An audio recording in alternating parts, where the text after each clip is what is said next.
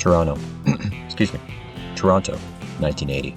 The halls of Humber College were beginning to quiet as students scattered for their long-awaited Christmas break. Kevin Mcdonald, a first-year theatre student, went unnoticed as he sat cross-legged by himself on the cold marmoleum floor. He was chubby, wore glasses. His fingers were enveloped in a mass of black curly hair as he cradled his head in his hands. Kevin had just received the news that he wouldn't be returning to college for the winter semester. He'd been kicked out just one semester into a 3-year theatre program. Turns out he wasn't Humber material. It was just the latest setback for the 19-year-old. Earlier in the year, Kevin's mom and dad, Sheila and Hammy, split up. Well, Sheila left Hammy. Hammy was an abusive alcoholic who sometimes moonlighted as a dental equipment salesman. From the Dave Shore Show. When I was 12, he came into my room one day and said, "How many girls called you today?" 0? Right. Hey, how many called you yesterday? 0? Good. Hey, you know what 0 times 0 equals, don't you? Good night, my little mathematician. When it was time for Sheila, Kevin, and his little sister Sandra to leave Hammy, they did so in slow motion. The family waited for their patriarch to pass out, and then moved their belongings out of the house nearly item by item. Somewhere in this time, Kevin dropped out of high school. He had never been a motivated student. Since he was a kid, he wanted to be a writer and performer in the mold of Gene Wilder. Kevin had found a home in the Humber College theatre program. It was a place to learn, to be himself, and even catch up on some sleep if possible. And now here he was, just 4 months in, and he was already out. For Kevin, running afoul of the dean did not result in as many laughs as the movies would lead you to believe. "Mr. McDonald?" Kevin lifted his head, looking 6 feet and 2 inches up to meet the gaze of one of his teachers, William B. Davis, TV's cigarette-smoking man. "What are you doing here?" "I guess you didn't hear I got kicked out of school." Bill Davis scratched the back of his head. He maybe did hear something about that. He maybe knew all about it. He took a spot on the floor next to Kevin. "Do you think I'm a one-legged actor, Mr. Davis?" "A what?" "That's what the dean said. He said I was a one-legged actor. I don't know exactly what it means, but it feels bad." And of course it felt bad. He may have been the dean of Humber's theatre program, the Juilliard of Canada. No, wait, that doesn't feel right. The Juilliard of Toronto? A college in Toronto, but to say something like that to a student. Bill Davis felt bad for the kid. He had always liked Kevin, and he told him so right there. And how he thought Kevin had a lot of talents the other students wished they had and couldn't learn. He was funny. But Kevin worried that that's all anybody would see him as. The funny fat guy. "Don't knock it. The world needs funny fat guys," his teacher told him. This got Kevin's brain turning. Bill Davis was right.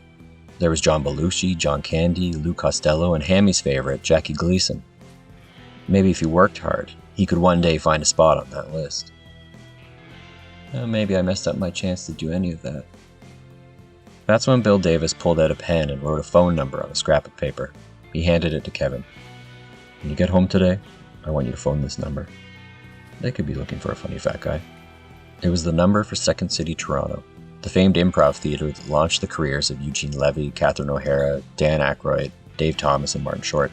It had incubated the talent that went on to create SCTV, the hippest thing in televised sketch comedy since Monty Python's Flying Circus and Saturday Night Live. All of this flashed through Kevin's thoughts as he took the number from his teacher.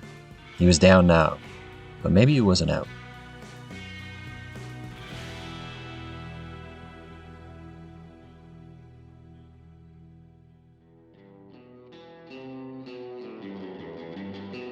From Knockabout Media, I'm Ryan Barnett, and this is Once Upon a Time in Hollywood North.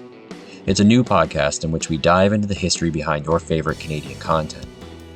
This is Season 1, and we're looking into one of the most important and enduring sketch comedy troupes of the last 50 years, the Kids in the Hall. We're going to explore the story behind the group and their groundbreaking show, their creativity, triumphs and missteps, and how their iconoclastic approach to sketch comedy may have hurt them in the short term, but could be the key to their enduring appeal. This is the first in a 5-part story, Episode 1, Origin Stories. What's the best reason for shopping at Becker's? Because it's handy. What else? It's for the milk. What else? It's for the bread, I think. Nope. All right, then. It's got to be for everything you eat. Your clothes. Oh, I know.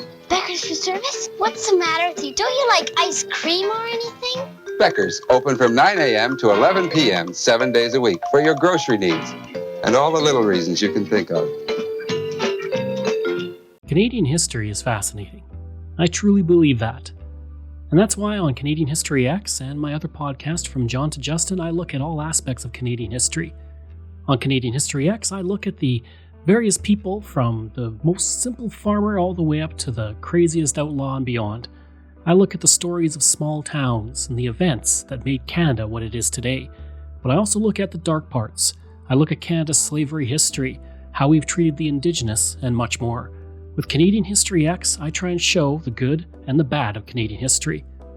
Over on From John to Justin, I look at every Prime Minister in Canadian history, I look at every election in Canadian history, and I look at every opposition leader who never became Prime Minister. Beyond that, I'm going to be looking at every Premier of every province, and really delving into the leaders who shaped Canada from the earliest moments all the way up to today. That's Canadian History X and From John to Justin, available on all podcast platforms. Now, back to our program. Calgary, Alberta, 1981. It was Saturday night at the Loose Moose. The smoke-filled theater was playing host to a rowdy crowd gathered to watch some improv comedy. The night's MC stood center stage, warming up the audience on a frigid winter night. I hope everybody had a chance to change their tires before the weekend. You, sir, did you change your tires? Theater sports was on the bill that night. It's the comedy equivalent of gladiatorial battle.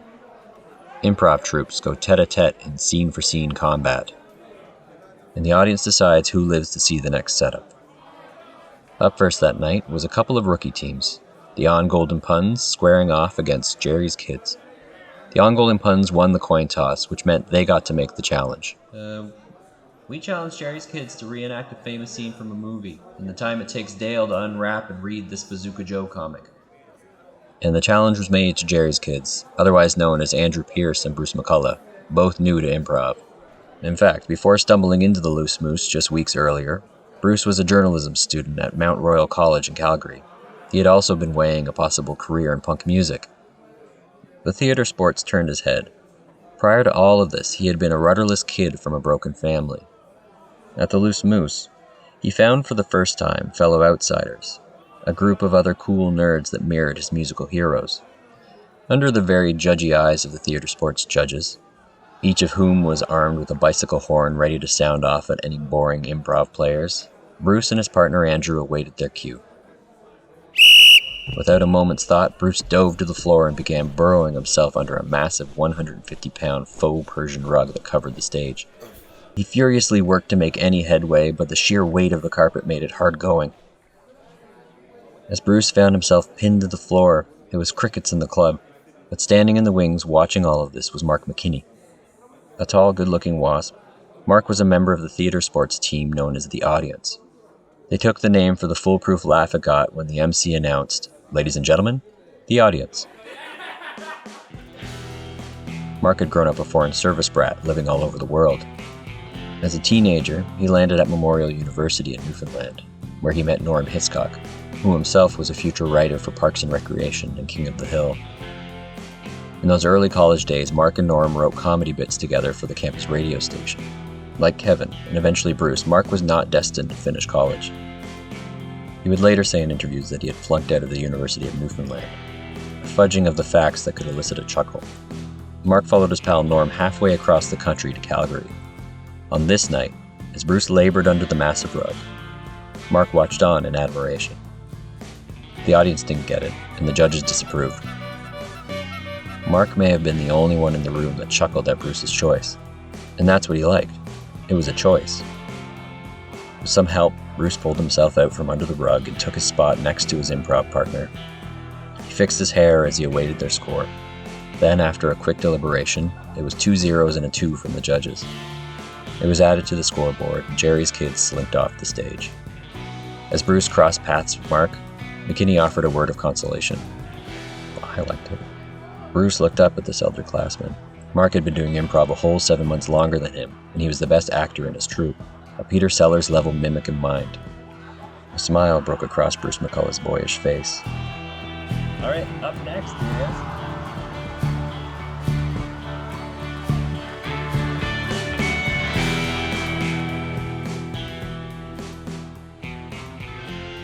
A while had passed since Bill Davis handed Kevin the number for Second City. After weeks of inaction, he finally dug the scrap of paper out of a dirty old pair of jeans and summoned the courage to dial the number. His stomach was doing backflips as it rang on the other end. What if John Candy is there? Kevin thought. What if he picks up the phone? Would he recognize a fellow fat guy on the other end of the line? Second City, Toronto. At first, Kevin was at a loss for words. What was he supposed to say? Can I be in your show? Do you have a place for a college flunky? He finally figured out something to say. I'm interested in improv. It wasn't much, but it was a start. He had put the ball in their court at the very least. Yes. The person on the other line wasn't biting. He needed to elaborate. How do I do it?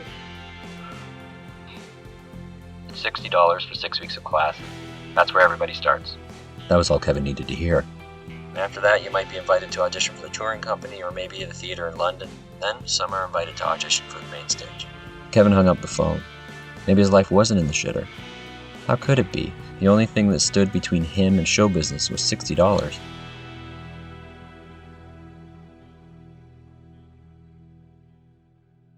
Have eggs instead. Have eggs instead.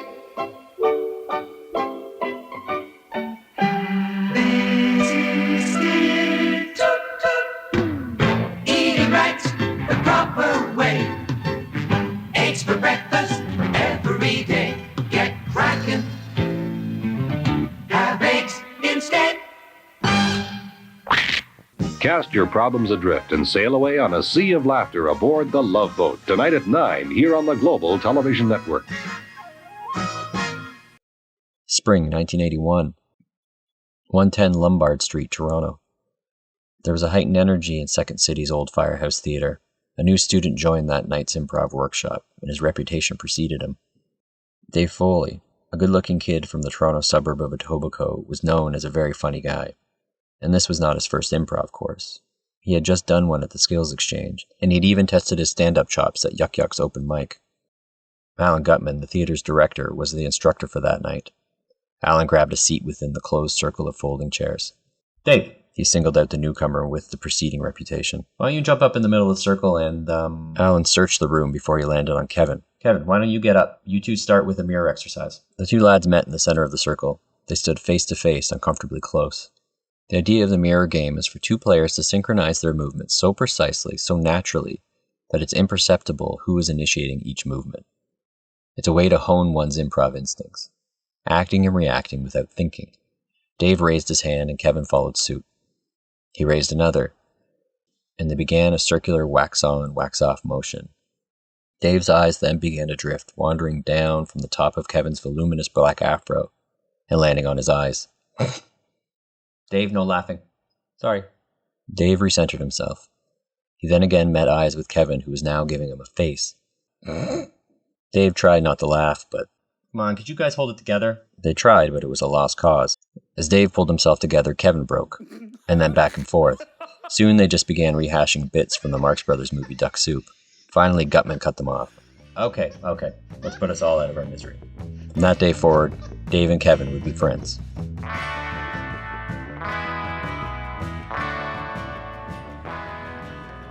Toronto, 1982. Dave Foley and Kevin Mcdonald burst out of the doors of the Harbourfront Centre where they just saw their first theatre sports event. Keith Johnstone's creation had migrated east, finding its home just a 20-minute walk away from Second City's old fire hall. And it had become a scene among the city's improv community. For Kevin, theatre sports was a revelation. He and Dave had just completed a 6-week cycle of classes at Second City, but they were already feeling a bit square-peggish. Second City had rules. The big 3 don't-dos. Don't talk about the past or future. Don't ask questions and never say no. Sure, the rules were a foundation on which you could build not always good improv, but at least watchable improv. But to Kevin and Dave, the rules belonged in school, not in comedy. Theatre sports, while it certainly had its own ideas and culture surrounding it, it embodied the true on-the-spot invention and lunacy that appealed to them. What Kevin and Dave just saw was something nobody had ever seen before, and nobody but those in the audience that night would ever see again. Kevin was convinced. I'm dropping Second City. He could see the writing on the wall. The track he was on was already laid out for him in that first phone call. First classes, then maybe the touring show where he would be tasked with rehashing Second City classics that had been originated by the likes of Mike Nichols and Alan Arkin. Not that those guys weren't heroes of his. But this was 1982. What about Candy and Belushi? Dave asked him. But Kevin was convinced. He announced it to Dave, his friend of just a few weeks, that he was starting his own theater sports team with his friend Luke Casimiri. He said it like it was already done, and that he was inviting Dave to join. Foley agreed. Later, Kevin rushed home and phoned Luke and informed his friend that they were now in a theater sports team. Yeah, okay, I guess.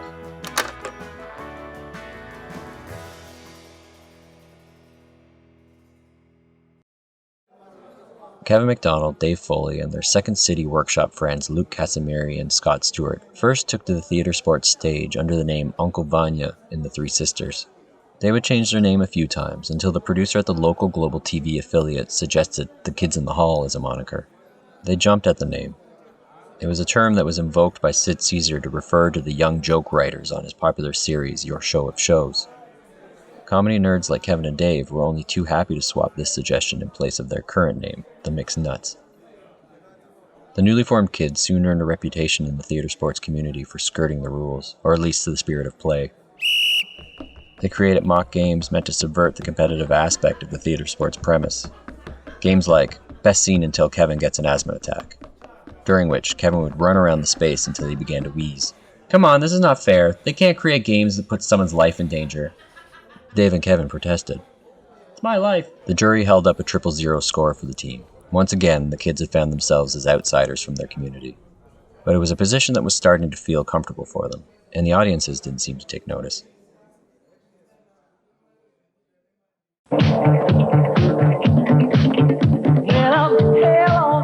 He's the best skate around. She's the hottest date in town. Together, they're love on wheels in Roller Boogie.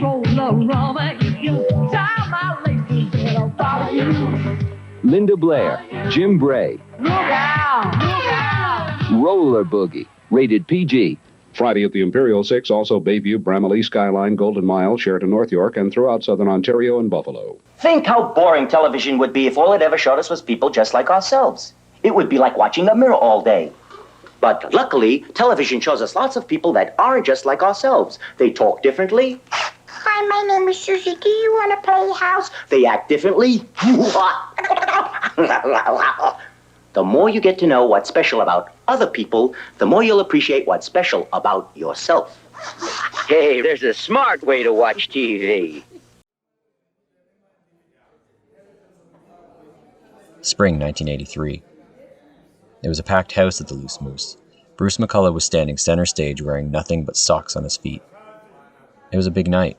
The audience was putting on its farewell show.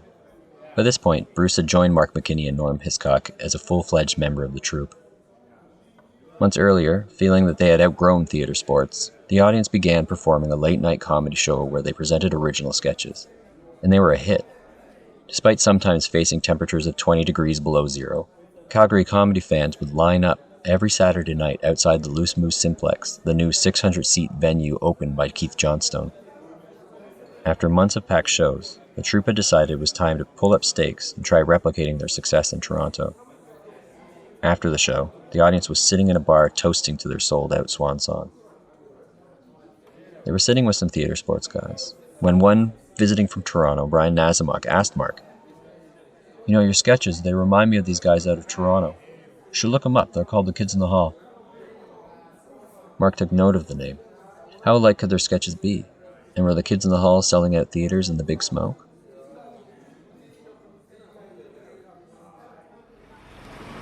Toronto, 1983. The Poor Alex is a 100-seat venue for experimental theater and comedy.